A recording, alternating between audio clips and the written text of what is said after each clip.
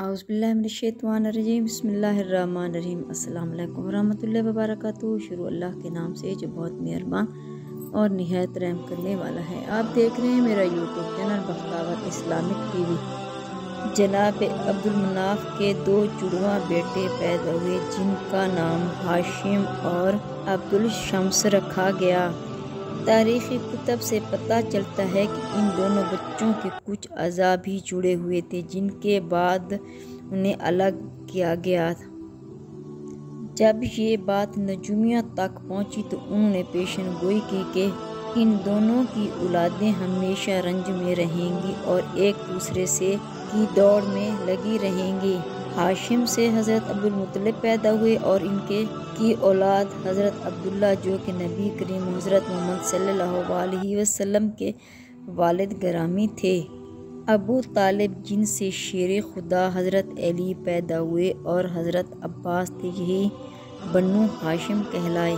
हाशिम के जुड़वा भाई अब्दुल शम्स से उमैया पैदा हुए। उमैया के दो बेटे अरब और अबुल आस थे। अरब से अबू सुफियान, माविया और यजीद थे, जबकि अबुल हास से हकम, अफान, हकम से मरवान, अब्दुल मलिक। यजीद के बाद बन्नू उमैया के सारे मरवान बिन हुक्म से ही थे। चनाचे उमैया की आल औलाद बन्नू उमैया कहलाई, यानी हजरत हाशिम और चचाजाद बेटे का नाम उमैया था। जनाबे हाशिम और उमैया के दरमियान पहली चपकलिस काबा की तौलीद पर हुई। इसी तरह अब्दुल मुत्तलिब बिन हाशिम और हरब बिन उमैया में सारी जिंदगी जंग की कैफियत रही, जो कि तमाम तारीखी कुतब में मौजूद है। लेकिन मक्का में बन्नू हाशिम एक दीनी घराने से मशहूर हुए क्योंकि उन्हें के पास काबे की सहूलियत थी, जबकि बन्नू उमैया के दीगर कबाइल पर अपनी जंगी काबिलियत की वजह से हुक्मरानी में लगे रहे। इसी तरह जब बन्नू हाशिम से हज़रत मोहम्मद सल्लल्लाहु अलैहि वसल्लम ने नबूवत का ऐलान फरमाया तो अक्सर बन्नू उमैया के लोगों ने ये कहकर मानने से इनकार किया कि अगर नबूवत होती तो हमारे ख़ानदान में होती। जंगे बदर और जंगे सफ़ीन बन्नू हाशिम और बन्नू उमैया के दरमियान लड़ी गई। यजीद ने 60 हिजरी में 30 साल की उम्र में हुकूमत संभाली तो मदीने के हाकिम को खत लिखा कि मदीने में सहाबा इकराम लोगों से मेरी बैयत लो, खास कर हजरत इमाम हुसैन, हजरत अब्दुल्ला बिन उमर, अब्दुर्रहमान बिन अबी बकर, हजरत अब्दुल्ला बिन जुबैर से। अगर उन्होंने बैयत से इनकार किया तो हर तरह से सख्ती से काम लिया जाए। इन तीनों असहाबी रसूल सल्लल्लाहु अलैहि वसल्लम और हजरत इमाम हुसैन ने यजीद की बैयत से इनकार कर दिया। यजीद की हुकूमत इस्लामी असूलों के मुताबिक न थी, लेकिन यजीद दिन रात इसी कोशिश में लगा रहा कि किसी तरह नवासे रसूल सल्लल्लाहु अलैहि वसल्लम बैत ली जाए, क्योंकि उनकी बैयत न करने से कभी भी इसकी हुकूमत संभल न पाएगी। जब मदीने में हालात खराब होने लगे, शर और फसाद फैलने का खतरा बढ़ा तो इमाम आली मकाम ने मदीने से हिजरत का इरादा कर लिया। आपने दिन रात के वक्त अपनी वालदा हजरत फातिमातुल ज़हरा अन्हो और भाई हजरत हसन की कब्रों पर हाजिरी दी और 28 रजब को रात के वक्त अपने खानदान साहब रसूल सल्लल्लाहु अलैहि वसल्लम के साथ मक्का की तरफ सफ़र शुरू किया। 5 रोज सफ़र करने के बाद काफिला 3 शाबान को मक्का में दाखिल हुआ, जहाँ पर आपका शानदार इस्तकबाल किया गया। मक्का में क़याम के दौरान लोग रसूल सल्लल्लाहु अलैहि वसल्लम के नवासे से फैज़ हासिल करने के लिए रोज़ाना कतार दर कतार हाजिर होते। 10 रमज़ान को हज़रत इमाम हुसैन के पास अब्दुल्ला बिन वाल कूफा से ख़त लेकर मक्का में हाजिर हुआ और इसके बाद हज़ारों ख़त नवासे रसूल सल्लल्लाहु अलैहि वसल्लम को इराक़ से मौसूल हुए कि आप कूफा तशरीफ़ ले आएँ, हमें यजीद की हुकूमत नहीं मंजूर। आपने अपने चचा ज़ात भाई हज़रत मुस्लिम बिन अकील को अपना सफ़ीर बनाकर ईरान रवाना किया कि वहाँ के हालात का जायज़ा लें। 6 शवाल को तकरीबन 18,000 कूफियों ने हज़रत मुस्लिम बिन अकील के हाथ पर बैयत कर ली। سب حالات کے بارے میں حضرت مسلم بن عقیل نے حضرت امام حسین کو لکھ دیا۔ یزیدیوں نے کوفہ کے گورنر کو نرمی برتنے پر برخاست کر دیا اور ابن زیاد کو کوفہ اور بصرہ کا گورنر مقرر کر دیا۔ ابن زیاد نے لوگوں کو ڈرایا، دھمکایا اور قید میں ڈالا اور آخرکار حضرت مسلم بن عقیل کو بے دردی سے شہید کر دیا گیا۔ دوسری طرف حضرت مسلم بن عقیل کا خط پڑھ کر حضرت امام حسین نے اپنے قافلہ کے ساتھ کوفہ کی جانب ہجرت شروع کر دی۔ عبداللہ بن زیاد کو جب جگر گوشہ رسول صلی اللہ علیہ وسلم کی کوفہ کی جانب روانگی کا علم ہوا تو اس نے 4000 کا لشکر دے کر کوفہ کے راستے روانہ کیا۔ ان علاقوں کی سخت نگرانی کی جائے۔ ابو مخلف نے اس سفر میں حضرت امام حسین کے قافلے میں شام میں 2 افراد سے نقل کیا ہے کہ جب قافلہ حسین اشراف کی منزل سے روانہ ہوا تو ان میں سے دشمن کے لشکر کے ہر اول دستے اور ان کے گھوڑوں کی گردنیں نظر آنا شروع ہو گئیں۔ پس امام علی مقام نے دوحسن کا رخ کیا۔ حر بن یزید اور اس کے سپاہی ظہر کے وقت امام حسین کے آمنے سامنے آ گئے۔ نواز رسول صلی اللہ علیہ وسلم نے اپنے قافلے کو حکم دیا کہ حر اور اس کے سپاہیوں کو اور گھوڑوں کو پانی پلائیں۔ چنانچہ انہوں نے نہ صرف دشمن کے لشکر کو سراب کیا بلکہ ان کے گھوڑوں کو پیاس بھی بجھا دی۔ حر بن یزید نے کہا کہ مجھے ان خطوط کا کوئی علم نہیں ہے جن کی طرف آپ نے اشارہ کیا، اور مزید کہا کہ ہم ان خطوط کے لکھنے والوں میں سے نہیں تھے۔ ہمیں حکم ہے کہ آپ کا سامنا کرتے ہی آپ کو ابن زیاد کے پاس لے جائیں۔ حر نے مزید کہا میں آپ کے ساتھ جنگ پر مہر نہیں ہوں، لیکن مجھے حکم ہے کہ آپ سے جدا نہ ہوں حتیٰ کہ آپ کو کوفے لے جاؤں، بس آپ میرے ساتھ آئیں یا ایسے راستے پر چلیں جو کہ کوفہ کی طرف جا رہا ہو، نہ ہی مدینے کی طرف، تاکہ میں ایک خط عبید بن زیاد کے لیے روانہ کروں۔ آپ بھی اگر چاہیں تو ایک خط یزید کے لیے لکھیں تاکہ شاید وہ امن آشتی آرام سے ہو جائے۔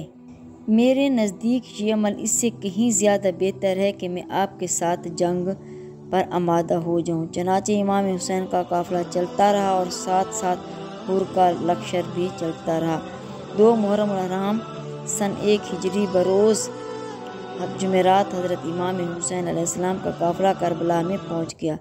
جب نواز رسول صلی اللہ علیہ وسلم کو بتایا گیا کہ اس جنگ کا نام کربلا ہے تو آپ فرمانے لگے بے شک یہی رنج اور بلا کا مقام ہے۔ جب ابن زیاد کو پتہ چلا کہ نواز رسول صلی اللہ علیہ وسلم کو کوفہ کی جانب رواں ہے تو اس نے حر بن یزید کو سپاہی دے کر کہا کہ ان کا راستہ روکنے کے لیے بھیج دیا اور ان کو حکم دیا کہ ان کو کسی ایسی جگہ پر پڑاؤ ڈالنے پر مجبور کریں جہاں پانی قریب نہ ہو۔ اس کے بعد عمر بن سعد ایک جلیل لشکر دے کر حضرت امام حسین کی طرف روانہ کیا۔ عمر بن سعد کو فی فوج کا کربلا میں سپہ سالار تھا جو کہ خون ریزی سے بچنے پرامن راہ چلنے کا ارادہ رکھتا تھا۔ ادھر کے کوفہ کے گورنر عبید اللہ ابن زیاد کو شمر نے جنگ کے لیے اکسایا اور بلا آخر 9 محرم 61 ہجری کو ابن زیاد نے شمر کو 4000 سپاہی دے کر کربلا بھیج دیا۔ ساتھ ایک دھمکی میں خط بھی تھا، عمر بن سعد اگر تم حسن سے بیعت لے لو تو کوفہ روان کر دیں، نہیں تو ان سے جنگ کرو، اگر تم جنگ کے لیے راضی نہیں تو کمان شمر کے حوالے کر دو۔ شمر نے حضرت عباس کو کہا کہ میں ابن زیاد کی طرف سے عباس تمہارے اور تمہارے بھائیوں کے لیے امان نامہ لکھوا لایا ہوں، اس لیے تم یہاں سے جا سکتے ہو۔ بس یہ سننا تھا کہ حضرت عباس کا چہرہ مبارک سرخ ہو گیا۔ آپ نے امان نامہ پاڑھا اور اس کے 2 ٹکڑے کر دیے اور فرمایا کہ ہمت ہے کہ مجھ سے مقابلہ کرو، تم لوگ چاہتے ہو کہ میں رسول صلی اللہ علیہ وسلم سے غداری کروں۔ چنانچہ شمر اور ابن زیاد اپنے مقصد میں کامیاب نہ ہو سکے۔ پھر میدان کربلا میں جب باری باری سب شہادتیں کر رہے ہوتے ہیں تو حضرت عباس نواز رسول صلی اللہ علیہ وسلم سے عرض کرتے ہیں کہ آقا حسین آپ مجھے بھی اجازت دیں، میں ان یزیدیوں کو جہنم رسید کروں۔ حضرت عباس پانے کی مشق کے لیے گھوڑے پر سوار ہوتے ہیں، ایک ہاتھ میں علم اٹھاتے ہیں اور دوسری طرف ہاتھ نہر کی طرف بڑھنے لگتے ہیں۔ تاریخ بتاتی ہے کہ حضرت محمد بن تابری لکھتے ہیں کہ حضرت عباس دریائے فراوت کی طرف مشکیزہ اور ننگی تلوار لے کر نکلتے ہیں، تو اس وقت عمر بن حجاز 500 یزیدی فوجوں کے ساتھ دریا پر پہرا دے رہا تھا۔ کربلا کا تپتا صحرا ہے، سورج اپنے آفتاب سے چمک رہا ہے، جب پہروداروں نے ایک شہوار کو ننگی تلوار کے ساتھ آتے دیکھا تو فوج میں ہلچل مچ گئی۔ تاریخ گواہ ہے کہ حضرت عباس نے 133 یزیدوں کو چیر ڈالا اور دریا پر پہنچ گئے۔ باقی فوج امداد لینے کے لیے اپنے کمپوں میں بھاگے۔ حضرت عباس نے اپنا علم دریا کے کنارے گاڑا اور مشک میں پانی بھرنے لگے۔ مشک کو بھرنے کے بعد آپ نے خود پانی پینے کے لیے چلو بھرا، پھر یہ سوچ کر پانی گرا دیا کہ میرے آقا حسین اور ان کی آل کب سے پانی کی پیاسے تڑپ رہی ہے۔ اللہ اکبر! میری پیاری بہنوں، عباس سے وفادار شخص اس دنیا میں نہیں ملے گا۔ سوچا کہ اپنے گھوڑے کو پانی پلا لیتا ہوں، لیکن گھوڑا بھی وفادار تھا، اس نے بھی پانی نہ پیا۔ اتنی دیر میں عمر اپنی فوج کی دوبارہ صف بندی کرتا ہے اور پیچھے سے سپاہی بھی مدد کے لیے آ جاتے ہیں۔ حضرت عباس مشکیزیں اٹھائے گھوڑے پر سوار ہوتے ہیں، اتنے میں ایک تیر ان کے کندھے پر آ لگتا ہے۔ حضرت عباس گھوڑے کو خیمے کی طرف دوڑاتے ہیں، سپاہی ان کو گھیر لیتے ہیں اور تیروں کی بوچھاڑ کر دیتے ہیں۔ عمر آواز لگاتا ہے اور کہتا ہے کہ یہ پانی خیموں تک نہ پہنچنے پائے، اگر ان کو پانی مل گیا تو ہماری خیر نہیں۔ اتنے میں ایک بدبخت نے چھپ کر تلوار کا وار کیا تو آپ کا ایک بازو قلم ہو گیا۔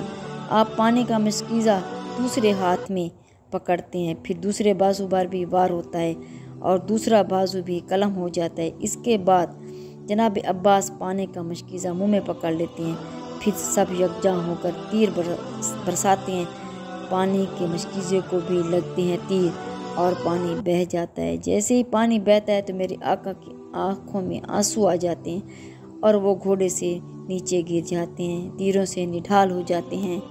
یزیدی فوج فتح کے نعرے لگاتے ہیں، وہ واپس جاتے ہیں۔ جب امام حسین حضرت عباس کو گرتا دیکھتے ہیں تو ان کی طرف بڑھتے ہیں اور آ کر حضرت عباس کا سر مبارک اپنی گود میں لے لیتے ہیں۔ حضرت عباس پہلی دفعہ حضرت امام حسین کو اپنا بھائی کہہ کر پکارتے ہیں اور معافی مانگتے ہیں کہ میں معصوم سکینہ کے لیے پانی نہ لا سکا۔ آپ کی روح مبارک آپ سے جدا ہو گئی۔ ایک روایت ہے کہ علی اکبر جب میدان میں جاتے ہیں تو مقام اعلیٰ حضرت امام حسین فرماتے ہیں کہ اے اللہ گواہ رہنا، ابھی جو جوان میدان کربلا میں گیا ہے وہ تمام لوگوں میں سب سے زیادہ رسول خدا سے مشابہ ہے، اسے جلد سے جلد اپنے نانا رسول خدا کے ہاتھوں جام کوثر سے سیراب کرنا۔ حضرت امام حسین مقتل کی طرف بڑھ کر اپنے بیٹے کی جنگ کا نظارہ کریں، وہ دشمن پر کس طرح جھپٹتا ہے، لیکن لشکر یزیدی میں اتنا گرد و غبار چھپا ہوا تھا کہ امام مقام اعلیٰ داد شجاعت دیتے ہیں علی اکبر کو نہ دیکھ سکے۔ امام اعلیٰ مقام آرزو مند تھے کہ دیکھیں میرا بیٹا کس طرح راہ حق پر قربان ہوتا ہے اور ثابت قدم ہوتا ہے، کس طرح یزیدی لشکر پر وار کرتا ہے۔ شجاعت حیدری کے پیکر علی اکبر بجلی بن کر یزیدی فوجوں پر حملہ کر رہے تھے، صفوں کی صفیں الٹ رہے تھے۔ لشکر یزیدی جس طرف دوڑتا امام علی مقام سمجھ جاتے کہ علی اکبر اس طرح جا رہا ہے، اسی طرح سمتوں کا تعین ہوتا رہا۔ یزیدی فوج جہنم رسید ہوتے رہے، علی اکبر مردانہ وار جنگ کرتے رہے۔ 3 دن کے پیاسے تھے، گرد و غبار سے فائدہ اٹھایا کر گھوڑے کو ایڑی لگا کر واپس آئے۔ عرض کہ ابا جان اگر ایک گھونٹ پانی مل جائے تو تازہ دم ہو کر بدبختوں پر حملہ کروں۔ فرمایا بیٹا میں تمہیں پانی تو نہیں پلا سکتا، میری زبان کو چوس لو۔ امام علی مقام نے اپنی زبان خشک ہے، امام علی مقام نے اپنی زبان مبارک علی اکبر کے منہ میں ڈال دی کہ بیٹا اسی طرح نانا جان اپنی زبان میرے منہ میں ڈالا کرتے تھے، شاید میرے منہ میں اپنی زبان آج کے دن کے لیے ڈالتے تھے۔ علی اکبر نے اپنے بابا کی سوکھی زبان چوسی اور ایک نیا حوصلہ اور ولولہ ملا، پلٹ کر پھر لشکر یزید پر حملہ کر دیا اور بہت سے دشمنوں کو جہنم رسید کر دیا۔ اچانک لڑتے لڑتے آواز آئی ابا جان مجھے تھام لیجیے۔ حضرت امام حسین سمجھ گئے جوان سالہ بیٹے کی شہادت کی گھڑی آ گئی ہے۔ دوڑ کر علی اکبر کی طرف آئے، قریب ہو کر دیکھا تو ہم شکل پیغمبر علی اکبر زمین پر تھے۔ لشکر یزیدی کے کسی بدبخت سپاہی کی برچی علی اکبر کے سینے میں پوست ہو چکی تھی۔ یزیدی لشکر جیت کے نعرے بلند کرتے ہوئے واپس لوٹ گئے۔ مقام اعلیٰ مقام زمین پر بیٹھ گئے، اپنے زخمی بیٹے کا بوسہ لیا۔ جسم زخموں سے چور ہے، کوئی جگہ نہیں جہاں تلوار کا نشان نہ ہو۔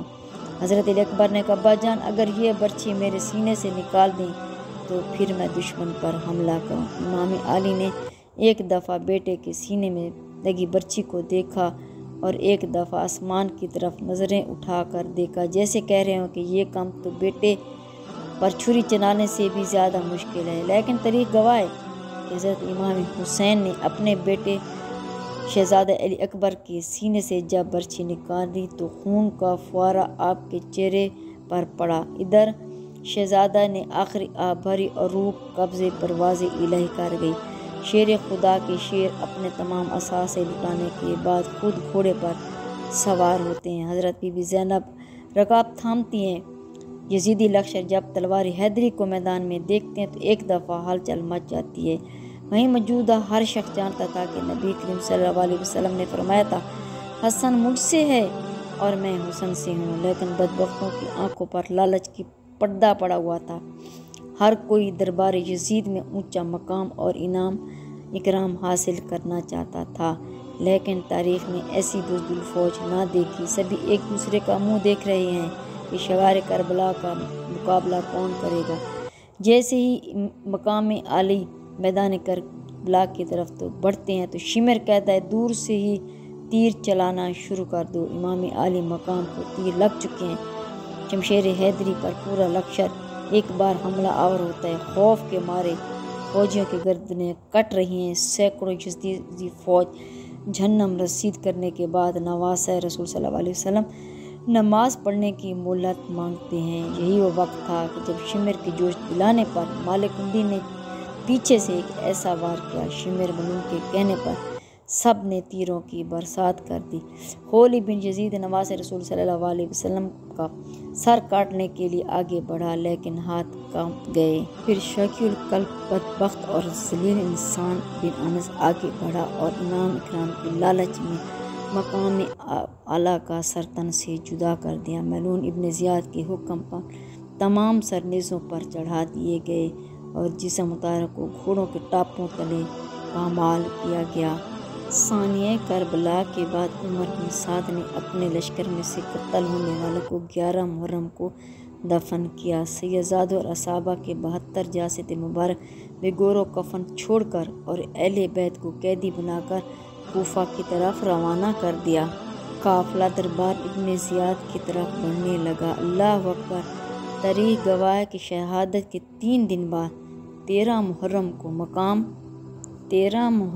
مقام غازریہ سے قبلہ بنی اسد سے خطون دریائے فتون پر پانی لینے آئے تو انہوں نے بغیر سروں کے جسموں کو بکھرتے دیکھا تو سب کی چیخیں نکل گئیں۔ واپس گھروں کو لوٹیں اور اپنے مردوں کو بتایا کہ خاندان نبوت کی لاشیں بکھری پڑی ہیں، ہمیں ان کو دفنانا چاہیے۔ چنانچہ کچھ مردوں کے ساتھ وہ میدان کربلا پہنچے اور قبریں کھودنا شروع کر دیں۔ پھر انہوں نے ایک گھوڑا سوار شخص کی ہدایت کے مطابق ان کو دفن کیا۔ رسول کریم صلی اللہ علیہ وسلم، اہل بیت اور اصحابہ سر مبارک نیزوں پر ہیں۔ امام طبری روایت کرتے ہیں کہ ابن سعد نے خولی کے ہاتھ امام علی مقام کا سر اسد ابن زیاد کے دربار بھیجا۔ خولی جب کوفہ پہنچا تو رات کا وقت تھا، اسی لیے وہ سر مبارک کو اپنے گھر لے گیا اور ایک برتن میں ڈھانپ دیا۔ سر مبارک کو دیکھ کر اس کی بیوی نورہ سخت ناراض ہوئی کہ یہ تم نے کیا ظلم کر دیا۔ وہ بیان کرتی ہے کہ خدا کی قسم میں نے دیکھا کہ ایک نور برابر آسمان سے اس برتن تک چاند کی مانند چمک رہا ہے اور اس میں سفید پرندے دیکھے جو برتن کے ارد گرد منڈلا رہے تھے۔ نواسہ رسول صلی اللہ علیہ وسلم کے سر مبارک کو ابن زیاد کے دربار میں پیش کیا گیا۔ عبید اللہ ابن زیاد کی حضرت بی بی زینب سے گفتگو ہوئی اور آپ کے دیے جانے والے جوابات بھی تاریخ کی کتابوں میں ہیں۔ حضرت زینب اور عبیداللہ کی باہمی گفتگو دربار میں موجودہ حاضرین پر نہایت ہی اثر انداز ہوئی۔ کوفہ میں ہونے والے دل خراش واقعات میں سے ایک واقعہ یہ ہے کہ عبیداللہ کے پاس جب سر مبارک حضرت امام حسین کا پیش ہوا تو اس نے اپنے ہاتھ میں موجودہ چھڑی کے ساتھ آپ کے ہونٹوں اور دانتوں کی بےرحمتی کی تو دربار میں موجود اصحاب رسول خدا زید بن رقم یہ گستاخی برداشت نہ کر سکے اور رونے لگے اور کہنے لگے، اس چھڑی کو ان ہونٹوں سے اٹھا لو، خدا کی قسم میں نے کئی مرتبہ ان ہونٹوں پر رسول کریم صلی اللہ علیہ وسلم کو بوسہ لیتے دیکھا ہے۔ عبیداللہ نے جھلا کر کہا، خدا تجھے رلائے، کس چیز پر آنسو بہاتے ہو؟ فتح پر آنسو بہاتے؟ خدا اگر میں یہ نہ ہوتا کہ تمہاری عقل ضائع ہو چکی ہے تو میں تمہاری گردن اڑا دیتا۔ حضرت زید نے جب یہ سنا تو دربار سے نکل گئے۔ اس کے بعد عبداللہ بن زیاد نے کربلا کے قافلے کو شہداء کے سروں کے ساتھ شمر طارق بن مختار کی قیادت میں یزید کے محل کی شام روانہ کر دیا۔ تاریخ گواہ ہے کہ شام میں جب یہ قافلہ پہنچا تو وہاں جشن کا سماں تھا۔ زہر بن قیس نے نمائندگی کرتے ہوئے واقعہ کربلا کی تفصیل یزید کو سنائی۔ ایک سونے کے برتن میں حضرت امام نے سر کے مبارک کو یزید کے پیش کیا گیا۔ یزید نے جب نواز رسول صلی اللہ علیہ وسلم کے سر مبارک کی توہین کی تو وہاں موجودہ حاضرین نے اعتراض کیا، جس میں قابل ذکر یحییٰ بن حکم اور اصحابی رسول حضرت ابو ہریرہ اسما تھے، جن کو یزید نے اپنے محل سے نکال دیا۔ اس کے بعد دختر سید کائنات حضرت زینب نے ایک تاریخی ساز خطبہ یزید کے دربار میں دیا، جس سے وہاں موجود لوگوں کے دل لرز اٹھے۔ یزید جب پشیمان ہوا تو اس نے قافلے کو قید میں ڈال دیا۔ مدینے کے لوگوں کو واقعہ کربلا کی خبر مل چکی تھی۔ جیسے ہی قافلہ مدینے پہنچا تو وہاں قیامت برپا ہو گئی۔ حضرت زین العابدین کی نظر روضہ رسول صلی اللہ علیہ وسلم پڑی تو آپ بس اتنے کہہ سکے، یا رسول اللہ صلی اللہ علیہ وسلم اپنے نواسے کا سلام قبول فرمائیں۔ بس اس کے بعد مدینے میں ایک نہ تھمنے والا آنسوؤں کا سیلاب آ گیا۔ بس پھر مدینے میں قیامت کا سامان تھا، ایک نہ تھمنے والا آنسوؤں کا سیلاب آ گیا تھا۔ سلام یا حسین، سلام ہاشا حسین، سلام یا حسین، حسین زندہ باد، یزید مرد آباد۔ مزید ایسی اچھی ویڈیو کو دیکھنے کے لیے میرے چینل کو لائک کریں، شیئر کریں اور سبسکرائب کریں، بیل آئیکن کو پریس کریں تاکہ میری ہر آنے والی ویڈیو تک آپ بآسانی پہنچ سکیں اور میری حوصلہ افزائی ہو۔ فی امان اللہ۔